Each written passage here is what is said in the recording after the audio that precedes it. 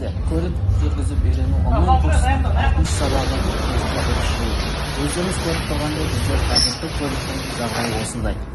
Қазір biz осы ko'rikni ең алдымен pena deydim. Осы ko'rikке шашып шығамыз. Әр жағына дұрыстап бізде бүгінгі ko'rik жуу әдісі екі этаптан тұрады. Екі рет осылай pena саламыз, екі рет сумен жуып шығатын болады.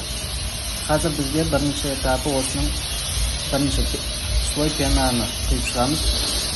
Әр жерге аккуратно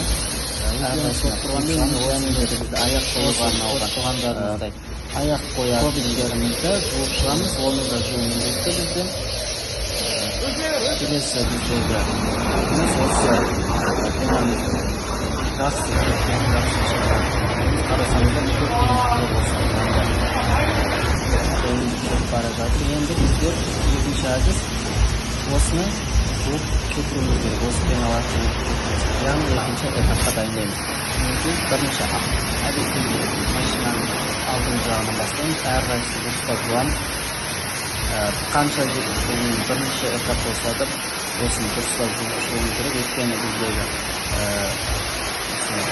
фарлардың арасындағы болмаса багажник есіктердің арасында қуыстарда, дөңгелектің арасында қуыстарда кішкене майда тастар болып қалуы мүмкін. Соларды кетіруіміз керек. Қазір біз оларды жуып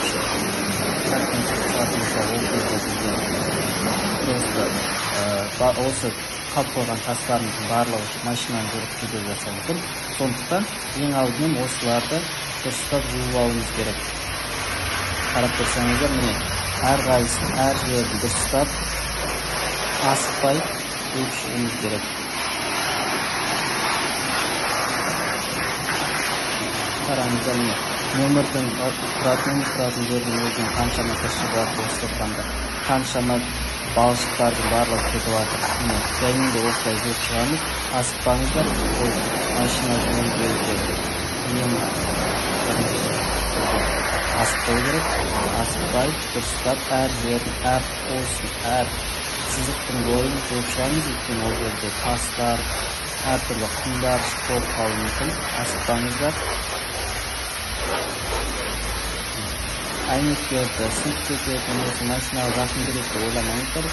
Ең бастысы машинаны тазартып, жақын болсын. Сіздерде машиналарыңызды жақын жерде істеуге болады. Өйткені машинаға бұл судың напоры ешқандай зиян келтірмейді.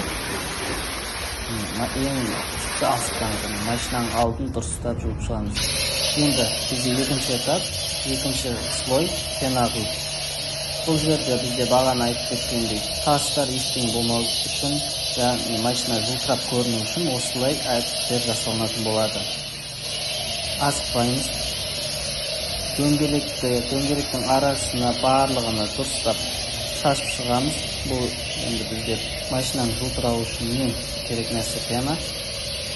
Құр сумен жуғаннан пена құйып, одан кейін пенаны шайсаңыздар, машиналарыңыз әдемі болып жылтырап шығады. Қайттан осы ковриктерге де дұрыстап шашып шығамыз. Өйткені оларды да екі слоймен жуып шығуымыз керек. Олардың да арасында тас, құм сияқты әртүрлі майда біз көрмейтін заттар болуы мүмкін. Міне қарасаңыздар, бағана бірінші пенаға қарағанда бұл жерде уже машинамыз жылтырап әдемі болып тұр. Енді бізде екінші этап, бұл бізде осы машинаны жуу. Ең бірінші асықпаймыз, бірінші осы ковриктерді жуып аламыз.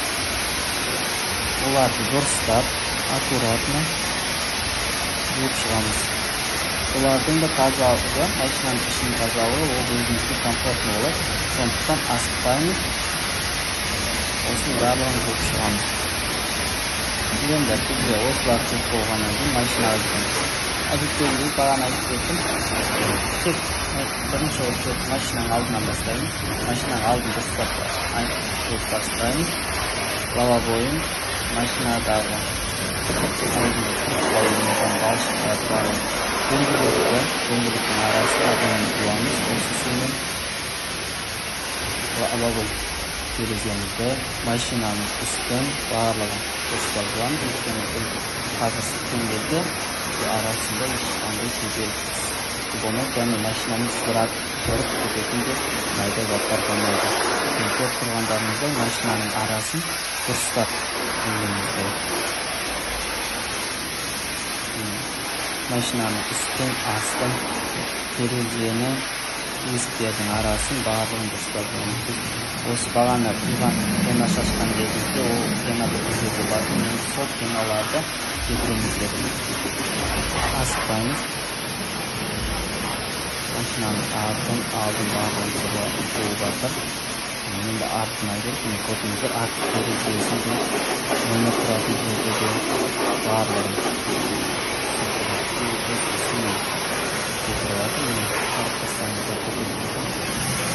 осылардың барлығын дөңгелектің арасында көптеген заттар болмайды. Ең көп бас болатын дөңгелек, сол дөңгелектерін жасалған.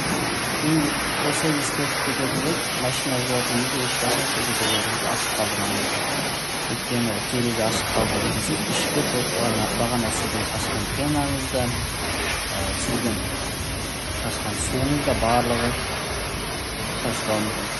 Қарап тұрсаңыздар, мен көзде терезесі жабық, осылай кезде өзіміз қалағанша істейміз. Көріп тұрғандарыңыздың нәтижесі сіздерге ұнады деп ойлаймын. Келесі кездескенше сау болыңыздар.